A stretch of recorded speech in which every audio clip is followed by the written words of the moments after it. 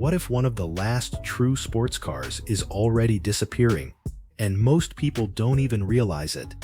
Because that's exactly what the Jaguar F-Type convertible might be. In a time where cars are becoming quieter, more digital, and more controlled, the F-Type feels like something from a different era. Not outdated, but different in a way that's starting to disappear. And once you start looking at it from that perspective, the car becomes a lot more interesting. The Jaguar F-Type was never meant to follow trends. From the moment it was introduced, it was clear that Jaguar wasn't trying to build the most efficient or the most advanced sports car in the segment. Instead, they focused on something that's harder to measure: character. That decision shaped everything about the car.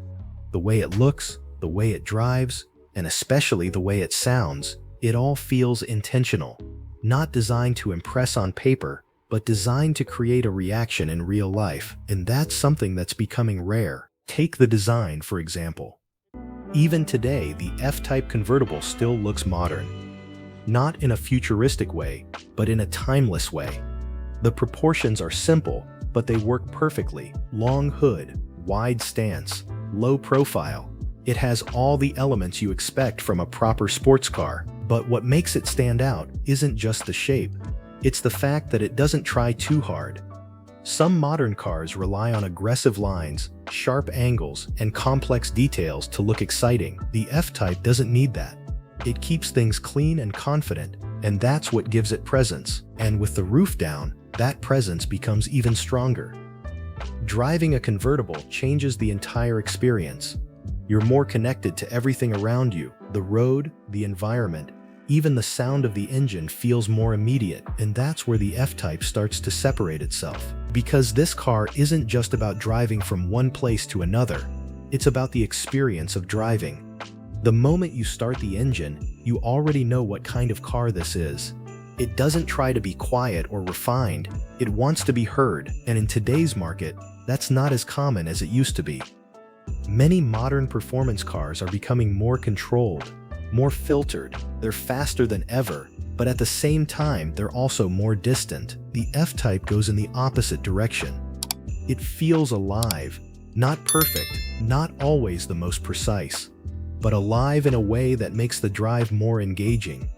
And for a lot of people, that matters more than numbers. The engine options play a big role in that.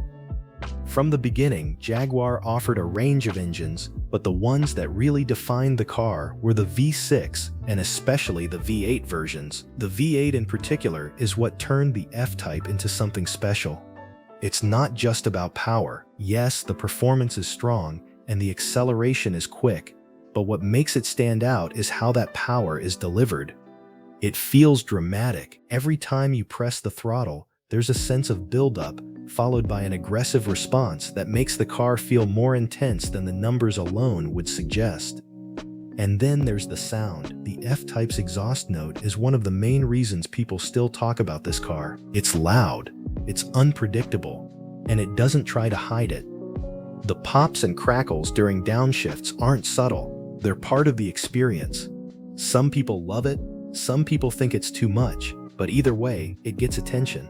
And that's the point, because this car doesn't aim to please everyone. It's built for a specific type of driver, someone who values emotion over perfection, someone who doesn't just want a fast car, but a car that feels different every time they drive it. But this is where things get interesting. Because while the F-Type focuses on emotion, the rest of the industry is moving in a completely different direction. Electric cars are becoming more common. Hybrid systems are being introduced even in performance vehicles, and regulations are pushing manufacturers to make cars quieter and more efficient. All of that makes sense from a technical perspective, but it also changes the driving experience, and not always in a way that enthusiasts prefer. This is why cars like the F-Type are starting to feel more important, not because they're the fastest or the most advanced, but because they represent something that might not exist in the same way in the future. A traditional internal combustion sports car, rear-wheel drive, loud engine, minimal filtering between the driver and the machine. These are things that used to be normal. Now they're becoming rare. And when something becomes rare, people start to look at it differently. At the same time, the F-Type isn't trying to compete directly with the newest technology. It doesn't have the most advanced interior, it doesn't lead in digital features, and it doesn't try to present itself as the most practical option. Instead, it focuses on what it does best, driving feel. And that's a trade-off. Because for some buyers, the lack of cutting-edge tech is a downside. But for others, it's actually part of the appeal. Less distraction, more focus on the drive itself. Another important factor is how the car behaves on the road. The F-Type doesn't feel overly polished. It has weight, it has presence, and it reacts in a way that feels slightly unpredictable compared to more refined competitors. But that unpredictability is part of the experience. It forces you to pay attention. It makes the drive more active, more engaging. You're not just sitting behind the wheel, you're involved in what the car is doing. And again, that's something that's slowly disappearing because many modern cars are designed to be easy. Easy to drive fast, easy to control, easy to live with every day. And while that's impressive, it also removes a certain level of challenge. The F-Type doesn't completely remove that challenge. It still requires input, it still requires focus, and that makes it feel more rewarding when you get it right. So when you look at the Jaguar F-Type convertible today, it's not just another used sports car on the market. It represents a different approach, a reminder of what performance cars used to feel like before everything became optimized and controlled. And that's exactly why some people are starting to see it differently. Not just as a car that didn't dominate its segment, but as one of the last examples of a certain type of driving experience.